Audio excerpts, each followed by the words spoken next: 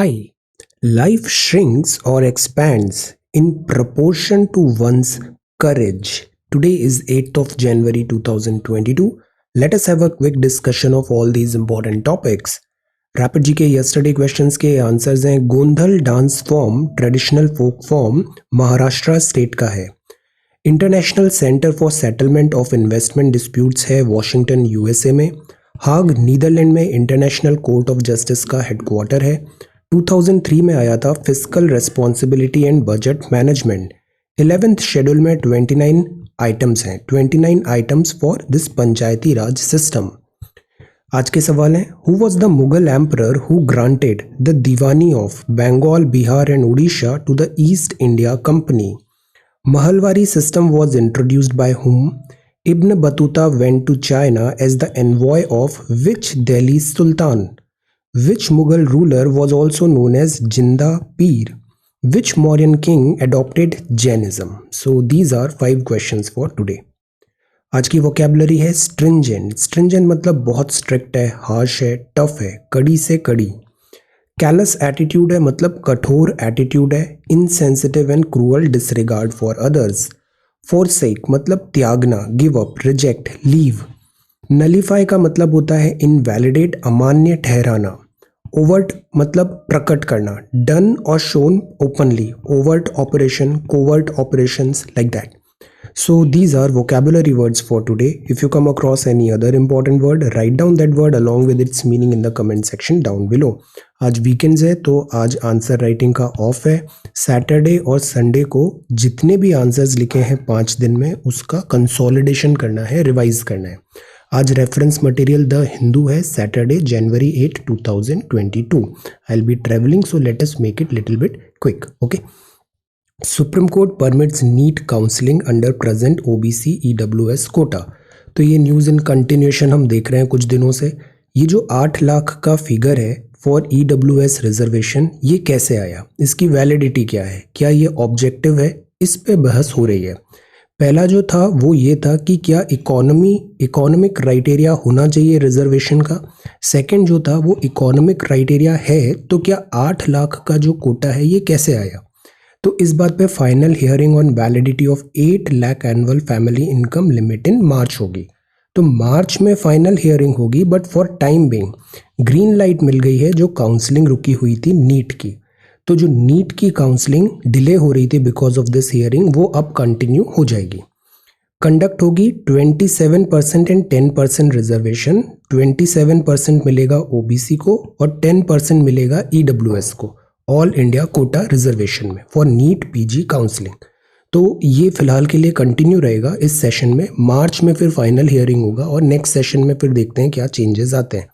Final hearing जो validity की होगी वो 3rd वीक ऑफ मार्च में है। सो लेट अस सी, ये जो हियरिंग होगी ये फ्यूचर के जो एकेडमिक साइकिल है उस पर इम्प्लीमेंट होगी। जो प्रेजेंट है वो पुराने वाले से ही आगे कंटिन्यू हो जाएगा। So this is there. इस न्यूज़ को हम मार्च में रिविजिट करेंगे कि इस पे ऑनरेबल कोर्ट फिर क्या डिसीजन लेती है final. Okay, but for time being NEET UG PG का पुराना जो पैटर्न था उसी के अकॉर्डिंग 27 और 10% से आगे काउंसलिंग होगी। 7 डे का होम क्वारंटाइन है for flyers who land in India.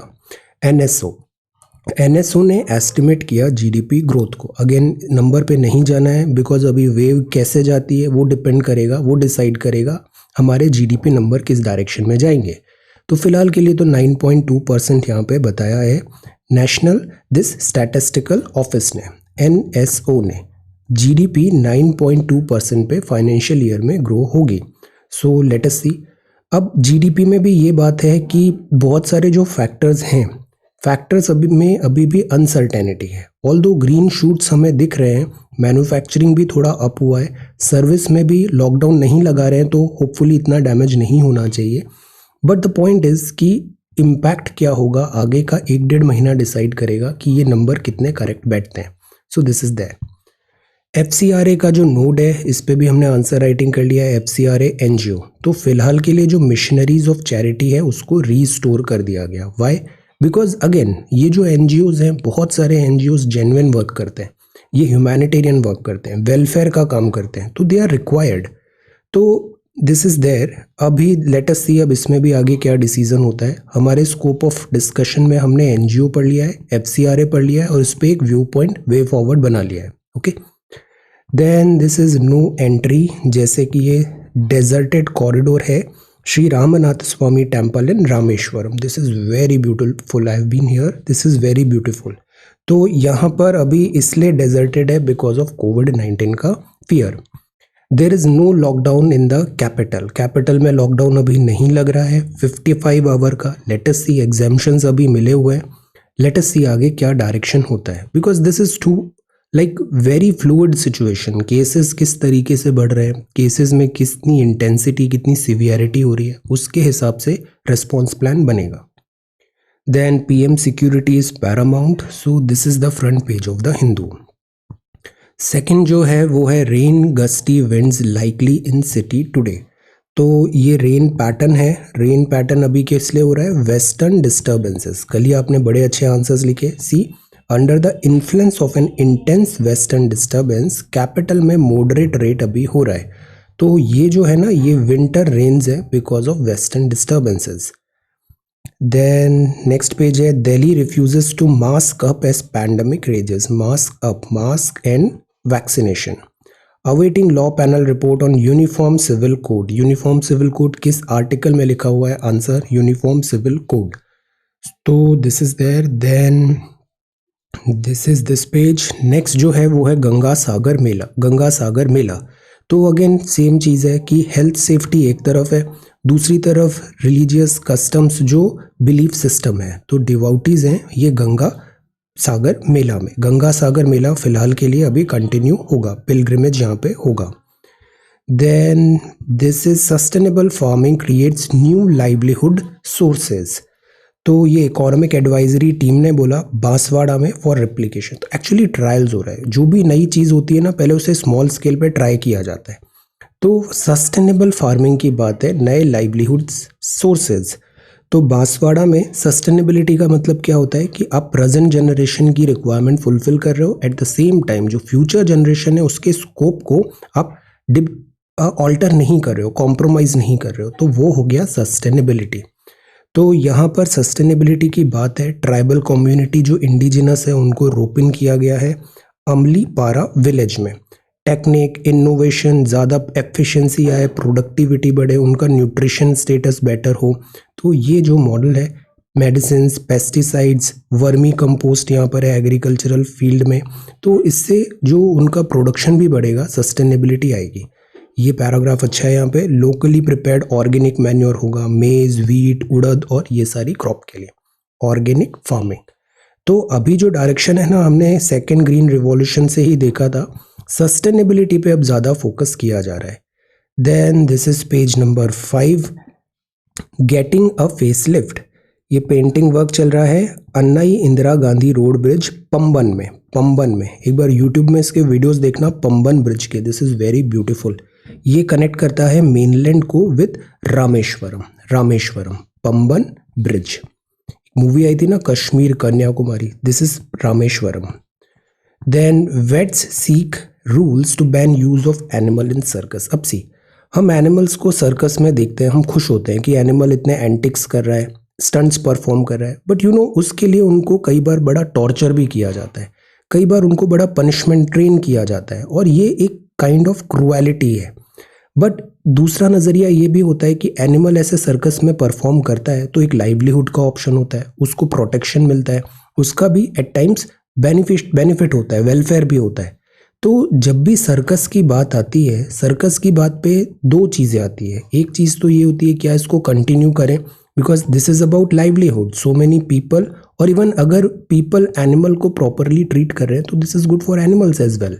But दूसरा एंगल ये होता है, जैसे पेटा बोलता है कि ये क्या है, एनिमल पे क्रुएलिटी है, एनिमल को ऐसे सर्कस में नहीं रखना चाहिए। इस बात पे हमेशा एक डिबेट होता है। वे फॉरवर्ड ये होता है कि एथिकल ट्रीटमेंट होना ज़रूरी है। एनिमल भी लिविंग बीइंग है। तो ये बताया इन्होंने, रूल्स हैं, prohibit the use of animal in circus. Suffering होती है यहाँ पे, तो पेटा ने इस बात को बताया कि कितनी सफरिंग एनिमल्स एंड्योर करते हैं। वेटनरियंस भी इस बात को बताते हैं, लाइक उनको टाइम पे प्रॉपर मेडिसिन भी नहीं मिल रही है, वैक्सीनेशन नहीं मिल रहा है, या फिर उन पे एट्रोसिटीज पनिशमेंट हो रहा है लाइक चाबुक and all, so that is wrong. Horses, camel, ऐसे सारे एनिमल्स ऑलमोस्ट आपको सर्कस में मिलेंगे। तो फिजिकल अब्यूज है, weapon to force animal to perform unnatural trick, ये एक गलत है उनकी बॉडी पे भी और उनके माइंड पे भी। ओके, तो इस बात को यहाँ पे उन्होंने उठाया है। अब ये एक बॉडी याद रखना है, एनिमल वेलफेयर बोर्ड है, स्टैचुरी बॉडी है, prevention of cruelty to animal act 1960 के अंदर ये बनी थी। अब इस बॉडी का काम क्या है, सेंट्रल गवर्नमेंट को एडवाइस करना है कि बेस्ट प्रैक्टिसेस क्या हो सर्कसेस में, लेजिस्लेशन कैसे वर्कआउट करे। Animal welfare board of India. Similarly central zoo authority भी है। अब सेम यही बात है, जू में जो एनिमल्स होते हैं, इज इट राइट और रॉन्ग, तो you tell is it right और रॉन्ग, बिकॉज इसका अब ऐसा कोई क्लियर कट आंसर नहीं है कि जैसे जू एनिमल्स है, क्या जू में एनिमल्स को रखना सही है या गलत है, आप बताओ। So this is there.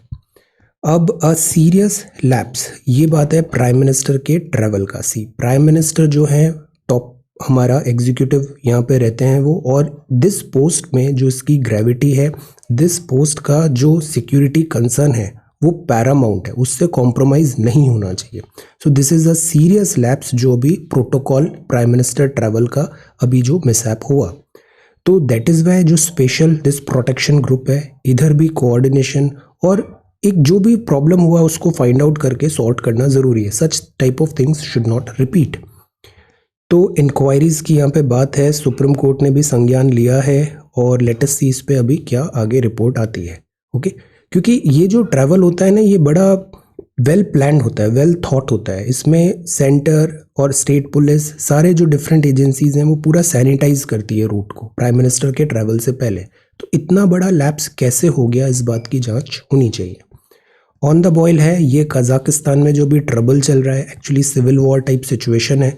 Russia ने कवर दे रखा है कजाकिस्तान के प्रोटेक्शन का, तो रशिया अपनी ट्रूप्स भी डिप्लॉय कर सकता है to protect this institutions. On the boil अब इन्हीं को हमने सेंट्रल एशियन कंट्रीज को रिपब्लिक डे परेड में बुलाया है, तो लेटेस्ट सी अभी थोड़ा ये पॉइंट ऑफ इंटरेस्ट है हमारा। प्लस अफगानिस्तान भी क्राइसिस है, तो सेंट्रल एशिया में स्टेबिलिटी होना बहुत ज़रूरी है। ये पॉलिटिकल है। The baton of forest restoration in the net zero race, net zero race. See COP26 है, ग्लासगो में समिट हुआ, 2070 तक हमने नेट जीरो की बात किया। इसमें ना ये इस टाइप के जो आर्टिकल्स आ रहे हैं ना, बड़े रिपीटेटिव है। आप बस नोट्स में वो देख लो, जो प्राइम मिनिस्टर ने 5 चीज़ें बताई थी ग्लासगो समिट में कि हम नेट जीरो कैसे बनेंगे, कितना हम कार्बन कैप्चर करेंगे, लाइक दैट। वो मोर देन सफिशिएंट है इस पूरे टॉपिक को ग्लासगो समिट को कवर करने का। ओके, तो ये COP26 में अगेन वही बात हुआ कि मिटिगेट कैसे करें चैलेंजेस ऑफ क्लाइमेट चेंज। हमने यहाँ 2 चीज़ें था, जैसे डिफॉरेस्टेशन रिलेटेड जो फ्रेमवर्क आया था, तो उसमें इंडिया ने एज सच प्लेज नहीं किया। जैसे UNFCCC का रेड प्लस इनिशिएटिव है। रेड प्लस मतलब reduction emission from deforestation and forest degradation. जो जंगल होता है, फॉरेस्ट होता है, ट्रीज में होता है फोटोसिंथेसिस, तो ट्रीज कैप्चर करता है CO2 को और एमिट करता है O2 को। तो जो कार्बन जो डाइऑक्साइड है एटमॉस्फेयर में, उसका सिंक होता है फॉरेस्ट मतलब ट्रीज। अगर ट्रीज कम हो रहे हैं मतलब सिंक कम हो रहा है, मतलब सिक्विस्टरेशन नहीं हो रहा है CO2 का from atmosphere, which is wrong. So that is why we need more forest, more greenery, so that oxygen ज़्यादा हो और CO2 कम हो। तो ये ज़रूरी है सस्टेनेबल मैनेजमेंट। और प्रॉब्लम क्या है, जैसे इक्वेटोरियल में अमेजोन फॉरेस्ट देखो, इवन हर जगह आप देखो फॉरेस्ट कवर लॉस हो रहा है because of this human advancements, और हम एनक्रोच कर रहे हैं फॉरेस्ट में। तो फॉरेस्ट डिग्रेडेशन को चेक कराना बहुत ज़रूरी है, रीफॉरेस्टेशन करना बहुत ज़रूरी है, because they act as a sink, CO2 को कैप्चर करते हैं नेचुरली। और वैसे भी जो ट्रीज होते हैं ये बहुत सारी अलाइड नेचुरल सर्विसेज करते हैं, क्लाइमेटिक सर्विसेज करते हैं, सो दे आर वेरी एसेंशियल। तो यहाँ पर यही बात है कि हमारा डिग्रेडेशन हो रहा है। स्टेट फॉरेस्ट रिपोर्ट ने भी कहा कि फॉरेस्ट का जो एरिया है, जोग्राफिकल एरिया, ऑल्दो इंडिया का अभी जो लेटेस्ट रिपोर्ट आई थी उसमें थोड़ा स्टेबलाइज हुआ है, but over the period of time देखें तो फॉरेस्ट का जो क्वालिटी है और कैनोपी कवर है, जो मतलब पैचेस में दिख रहा है फॉरेस्ट, उतना डेंस फॉरेस्ट नहीं दिख रहा है, उसका डेफिनेटली फॉल हुआ है। तो India need to work on that. Enormous degradation है। देन इसके बाद ज़रूरी है कि हम इसका मैनेजमेंट करें। अब मैनेजमेंट कैसे करेंगे? पॉलिसी होनी चाहिए, लोकल कम्युनिटी के साथ पार्टनरशिप होनी चाहिए, वेस्टलैंड का रिस्टोरेशन होना चाहिए। मैनेजमेंट में जो सैटेलाइट्स है, environment impact assessment type of चीज़ें हैं, तो we need a model, proper model, जिससे फॉरेस्ट कंजर्वेशन इंश्योर हो पाए।